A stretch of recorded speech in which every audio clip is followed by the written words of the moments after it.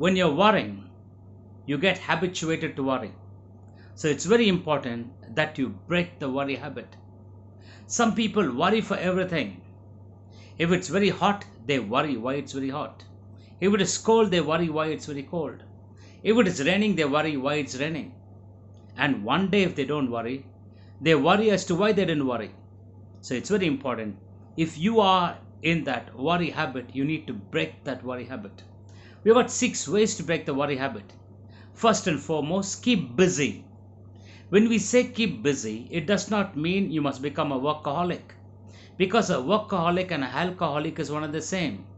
That person is addicted to alcohol, and this person who is addicted to work is a workaholic. So therefore, the alcoholism or workaholism is one and the same because it's an addiction.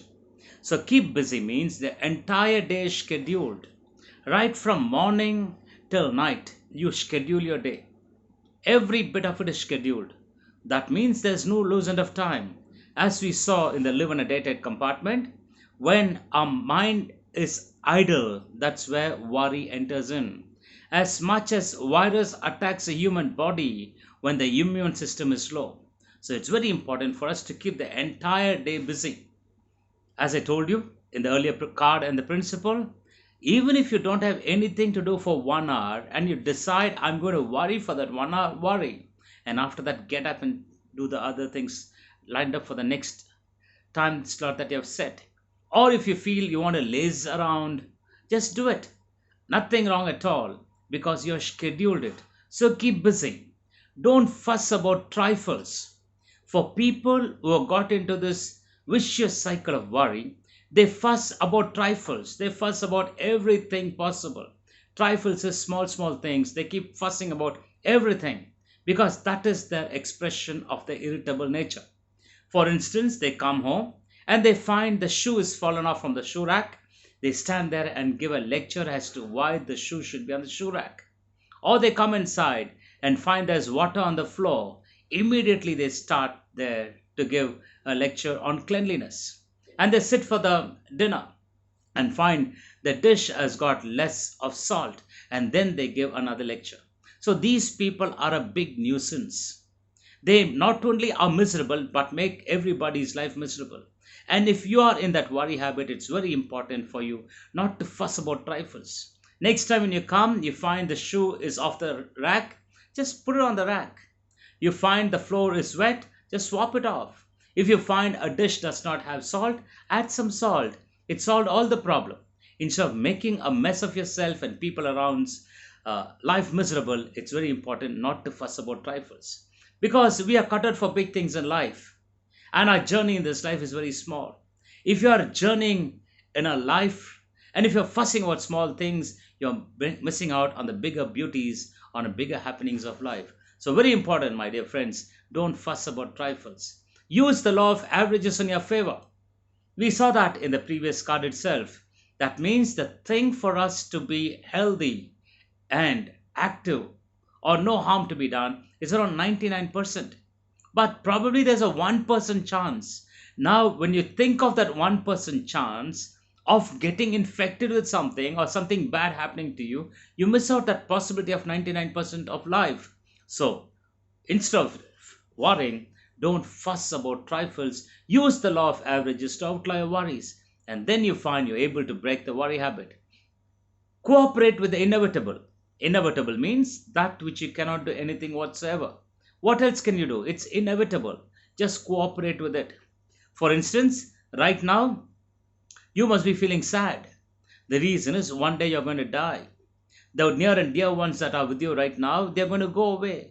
But we seem to have taken this inside of life because we know it's a part and parcel of life. Because we have learned to cooperate with the biggest inevitables. As a very good saying goes, for every problem under the sun, there is a solution or there is none. If there is one, try and find it. If there is none, never mind it. So cooperate with the inevitable. Do what you can, but if you can't do anything beyond it, just cooperate with the inevitable. Decide just how much anxiety a thing may be worth and refuse to give it more. For instance, you lost something. A thing that you planned didn't take off the way it is. You suffered a loss. Something would have gone wrong. Yes, you need to be sensitive about it. You need to have anxiety. You need to have worry. But decide how much anxiety that thing is worth and refuse to give it more. Because if you keep on magnifying the same thing again and again, you're getting into this vicious circle of worry. So decide how much anxiety a thing may be worth and refuse to give it anything more. Don't worry about the past. Past is history. Nothing can be done about the past. Past is only memory. It is only to be remembered if there's some learning out of it. So don't worry about the past, but instead learn from the past. If at all there's to be a simple surgery to be conducted on every human being on this planet, let's say 7.3 billion people, are brought to open ground and a simple surgery called lobotomy is performed on them, there is no past at all.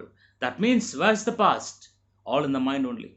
Because if you see a person sitting very sad, ask him, why are you sitting so sad?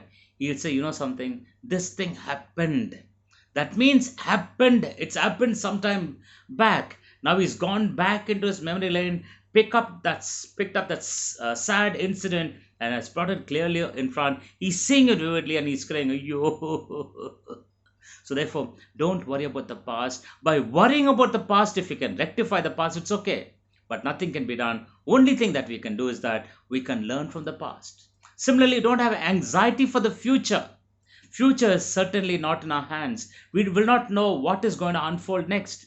The simple thing that we are all undergoing right now, the pandemic and the lockdown, we never would have expected some time back, some days back, some weeks back.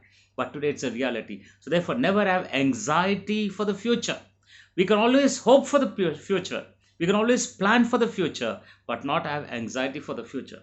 So let's not worry about the past. Let's learn from the past. Let's not have anxiety about the future, but let's hope for a future and plan for a future. The best thing is to live in this present moment. This is the best thing that could ever happen to any one of us. The present. The very word present has got two meanings. It is also not only the sense or the timing of the time of present, it is also indicative of a gift. That means we have a gift. So present is the best gift. So it's very important not to worry about the past, learn from the past, not to have any anxiety of the future, but plan for the future. But very importantly, make the best use of this present, the present moment. So friends, we have got this 6 ways to break the worry habit. And I'm sure the moment we break this worry habit, we will be freed of worry and we will use our time very constructively and certainly live a life with ease and grace. Thank you.